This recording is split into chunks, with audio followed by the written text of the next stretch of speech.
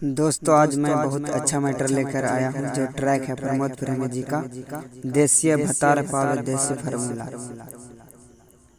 तो आइए मेरे दोस्तों मुखड़ा की ओर। करेला क्लास जेबू गया के बाजार में टॉपर में फोटो तो के आवे अखबार में करेला क्लास जेबू गया के बाजार में टॉपर में फोटो तो के आवे अखबार में। लव के क्लास तू कैले बड़ू हो सब लइकन के पाजा में सटैले बड़ू हो सब लइकन के पाजा में सटैले बड़ू हो। तो चलिए पहला अंतरा की ओर।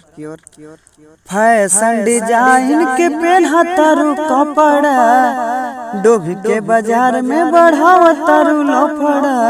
ए सुनो ना फैशन डिजाइन के पहना तारू कपड़ा डोभी के बाजार में बढ़ावा तारू लफड़ा। बिंदिया सिलिया उड़ैले बड़ू हो सब लइकन के पाजा में सटैले बड़ू हो सब लइकन के पाजा में सटैले बड़ू हो। तो चलिए लास्ट अंतरा की ओर।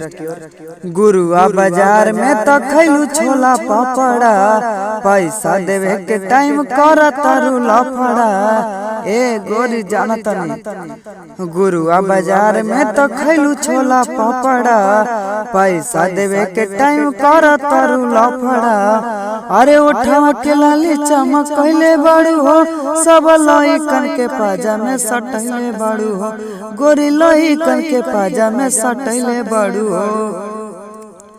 दोस्तों अगर ये सॉन्ग अच्छा लगा होगा तो कृपया मेरे चैनल को लाइक सब्सक्राइब कमेंट शेयर जरूर करें।